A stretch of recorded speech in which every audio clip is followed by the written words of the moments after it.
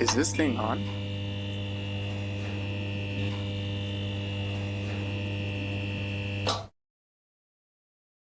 Hello. Thank you, everyone, for joining us today at the Record in Progress podcast. My name is Lewis Harris, and I created the podcast in the wake of the 2024 election because I was surprised at the results and felt like I could have done more to have the election go the way I wanted to go. And so I created this podcast with the purpose of bringing different perspectives, narratives, and stories together to create mutual understanding and hopefully find a pathway towards a unified society that is better for all of us. And so I am privileged today to be joined by a friend in the community, somebody who I deeply respect and who has been in several leadership roles in the local political scene and has just a great perspective overall. Hi, so my name is Hillary. I identify as she, her, and they, them. And also, I identify as a member of the Hispanic Mexican community and as biracial. It's always a great experience to be here on your podcast and spend time with you, Lewis. Thank you so much for having me. Oh, absolutely. Absolutely. And I was giddy because I reached out directly after seeing a post of yours on social media where you were talking about just the party and like, to sum it up, get your head out of your ass, the party type thing. So it's like, yeah, so I'm glad you're here because you do have a perspective that I think people will value. And so, Hillary, what state and city do you live in? I live in Washington State and I live in the unincorporated area of Snohomish, which a lot of people don't realize means that I don't have a city council. I go directly to my county council, which kind of got me involved in politics pretty early. And you don't get to complain to your neighbors. You have to go straight up to the top. It gets pretty aggressive really fast. And my area is pretty lucky. We have a very active coalition called the Clearview site. It's a group of local neighbors that decided to become a lobbyist group for themselves on behalf of unsafe traffic measures in the area that got started by a bunch of neighbors standing around going, this isn't safe. And I thought that was a really cool way to see how local civics got involved. And so you're a part of the Clearview Association. I attend. I haven't sat on that board yet. Not yet, right? And I say that seriously because yeah, you and I know each other from, I think, the Snohomish County Young Democrats. And so there's lots to unpack with that. But the next question I have for you, Hillary, is what do you do? My primary job, I actually work as a senior system support engineer for a tech company that is global. Our main headquarters are out of Ottawa, and I work fully remote. It's a great gig for working and meeting a lot of people outside of this, but it's not very fun in the social world. Outside of that, I have a second job where I pour wine because I like being social and I think wine is a great way for people to meet and talk and chat. It has a lot in common with democracy in my mind, not just because we need it in democracy. And then outside, and I volunteer a lot in politics, surprising no one. I am the first vice chair of the 44th Legislative Democrat. I am the former chair of the Snohomish County Democrats. I am the former political chair of the Washington State Sierra Club. And now I just sit on their executive committee, which is a fabulous role. I'm working with them in a new position on civic engagement and wanting to really get more people involved and active in demographics that have been typically ignored by the Sierra Club. And outside of that, I do work with the National Organization for Women and a lot of other local groups, including getting active with the brand new, just established Mill Creek Pride. So shout out to them and a bunch of really excited moms and dads who wondered why they didn't have a Pride Parade in Mill Creek. They were told there was no Mill Creek Pride, and they decided they were just going to make one. And I think that's such a great level of initiative. Oh, and I played Dungeons and Dragons on the weekend. So excellent. So much excellence coming from you. And for the audience, like the diversity in Hillary's perspective, the experience that Hillary has in different organizations, I hope can help people understand one, involvement is important, right? And like you should get involved. But two, these organizations, political and otherwise, they exist to push an agenda or to push a narrative, whatever, right? Good, bad, or indifferent. But there's also a system that is in place that I think Hillary, and I'm not just saying this because I know you, and we've had these conversations before, but there's a system in place that good or bad prevents folks like either you or me or folks who identify in some of the communities that we identify has historically just kept them out of those conversations and of those tables of power. And I've always seen you as somebody who is, I don't want to say totally a disruptor because there's a lot of connotation with that, but you're somebody who changes systems. And so I really respect that about you. So the next question I have is, what is a credential that you use most often to sell yourself on job applications? My path in my career has been pretty unusual. I'm an English major by my degree, and I work in tech in a job that I don't really have a degree for. And that's because I worked my way up through a very unconventional path. And it all started when I found out that I had a pretty good skill for solving problems because I don't really get stressed when a problem occurs. You look at a problem and you go, okay, well, then we should probably figure out how to fix it. And the smartest words I was ever told by my manager at my first tech job was, I can teach someone how to fix the computer, but I can't teach them not how to be an idiot. I always take that to be a pretty good point is that people sometimes really focus on needing to have the right training, the right credentials, the right roles. But what you really need is someone who has the right heart and the right focus.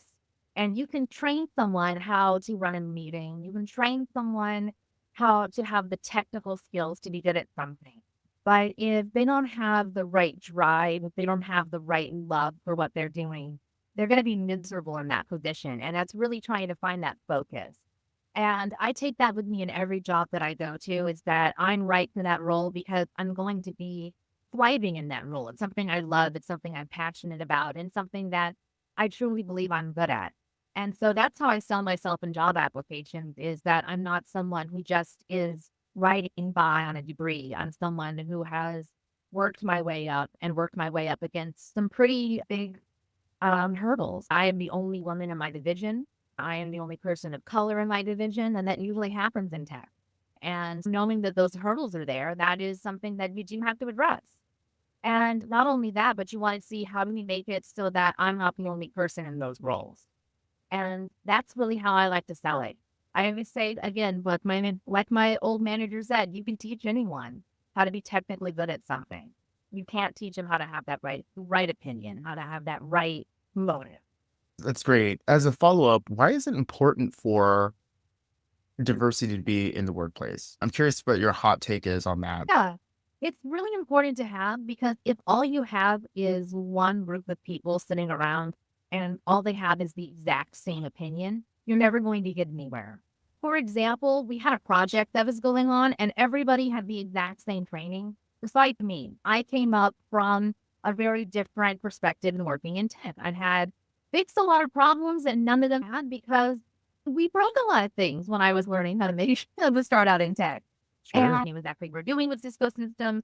They knew exactly what they were doing with Active Directory and all these people of the exact same backgrounds and training and whatever were standing around going, I don't know why this problem exists. And they would have that same perspective until I said, we have that problem because I've seen this before. It's because you're not doing it this way.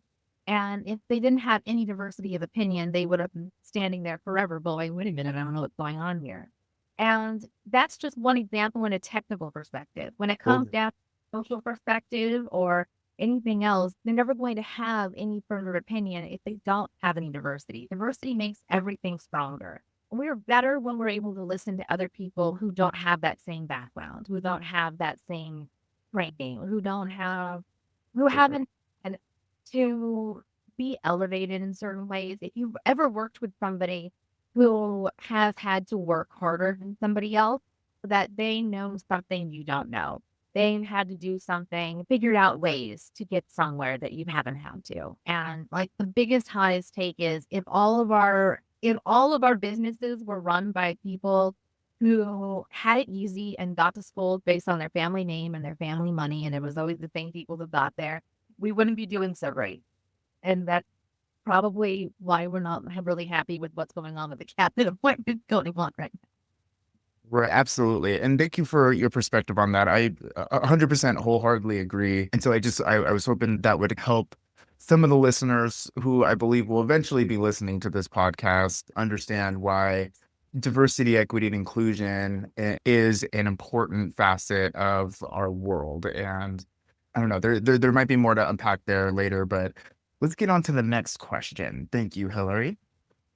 And so this one is, how did you vote in the 2024 presidential election?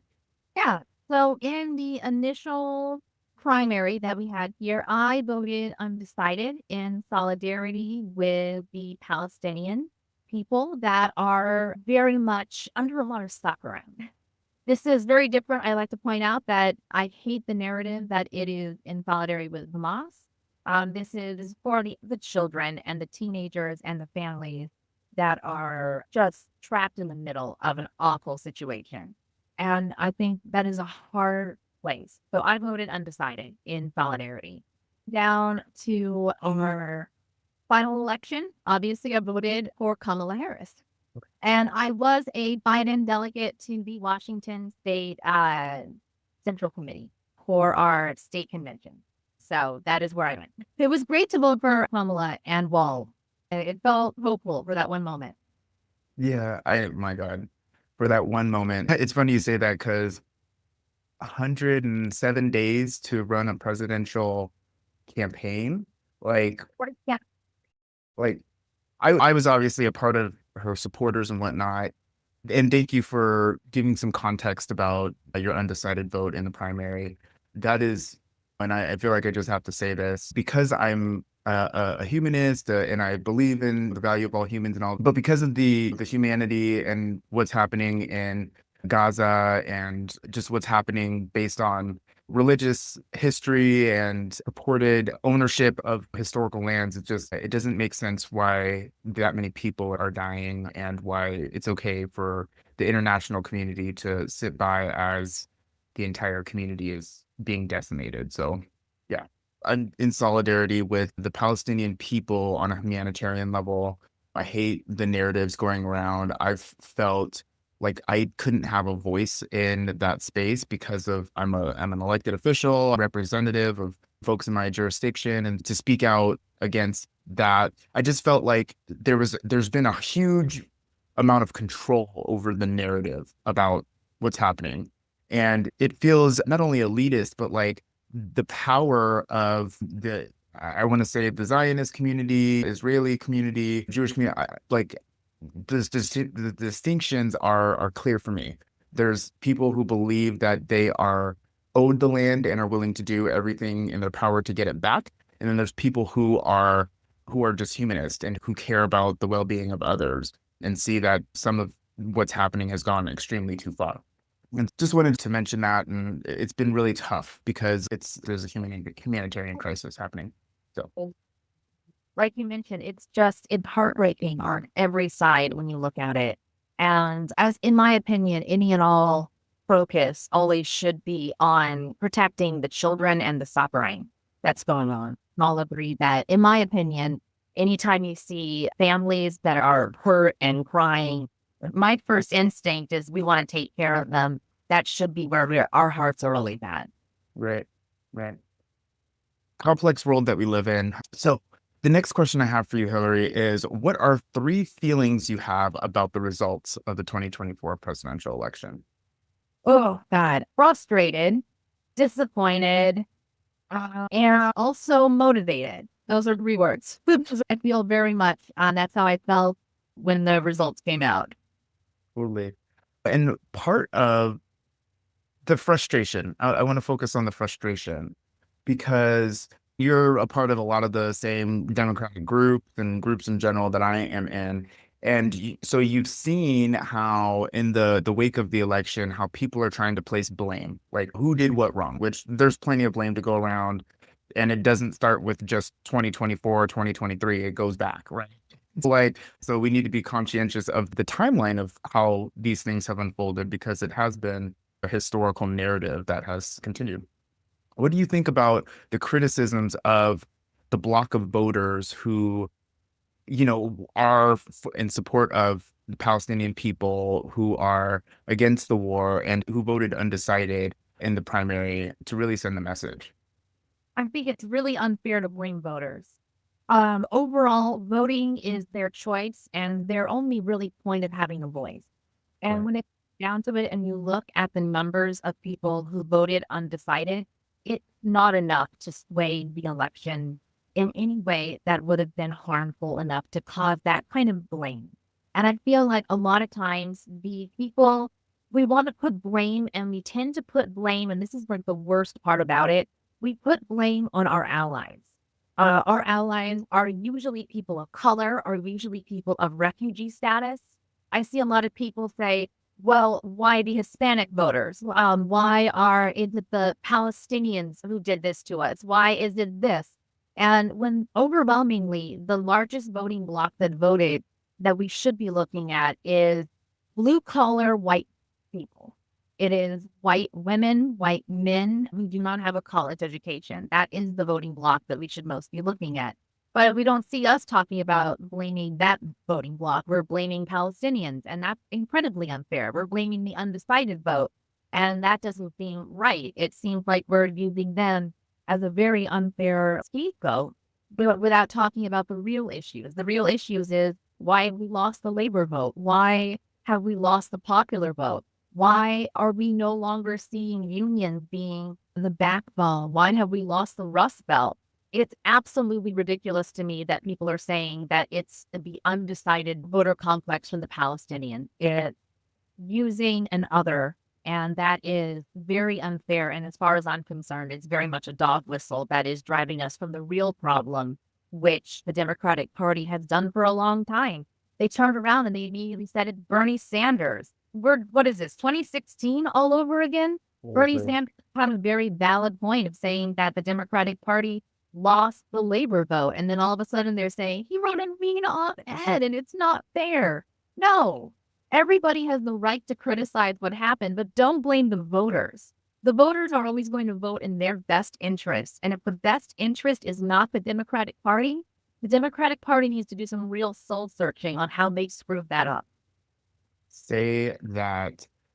And again, the purpose of the podcast is to bring diverse perspectives, narratives, and stories together to create mutual understanding. And I'm really glad that you said what you said, and I want to make sure folks understand. It is not fair for the national conversation to blame individual pockets of voters, right? They should be blaming the institution that are running the campaigns, that are setting the prices, that are, the institutions that these people are living in, and including the ones that are not necessarily governmental, politics, party systems, and all that stuff. That's where the blame should be. And so I want that message to be carried by viewers, because that's how we divide ourselves. And at the end of the day, we're all people in the national conversation. We're all Americans who are voting, and we have some real issues in this country that we have to address. And some of these institutions are not doing it. They're not addressing it, and they're just not doing the work. And so it almost feels like a hamster wheel where we're running in circles almost. And you mentioned Bernie. Um, could you give the viewers a little context about Bernie? Because Bernie was a almost like his opportunity to become president felt like one of those opportunities that was almost like once in a lifetime, right? And Yeah. yeah, can you I'm just curious about your perspective on that. Yeah. So Bernie Sanders is an independent. He is a fabulous, in my opinion, voice for the Democratic Socialist movement. And what he did was he ran for president as a Democrat. Very important to note. He did register as a Democrat to run in 2016. He lost the nomination to Hillary Clinton, and he did endorse Hillary Clinton, and he campaigned very hard for Hillary Clinton. He had been caucusing with the Democratic Party for a very long time. He votes with the Democratic Party. He was a very important part of passing the Affordable Care Act, otherwise known as Obamacare. And he has been a very large voice against things like monopolies that are raising the prices of our groceries. That's why you hear about the expensive eggs and all that crap. And the point is that After the loss of this election, he did write a letter. That's where the discussion of the criticism going back to Bernie Sanders came from. Is he wrote a letter saying the Democratic Party should do some soul searching because they lost the labor movement. They're not getting the blue collar votes anymore. And that is the bread and butter of the Democratic Party, or it has been in the past. And right now, the Democratic Party is, in his opinion, largely catering to the West and East Coast elite. It's more obsessed with the donor class and it's not obsessed with the blue collar class. And if you look at the voting pool, we're losing anybody without a college education. And that's a large part of the United States. And with losing the popular vote, that is a huge blow to what has always been the standard of the Democratic Party.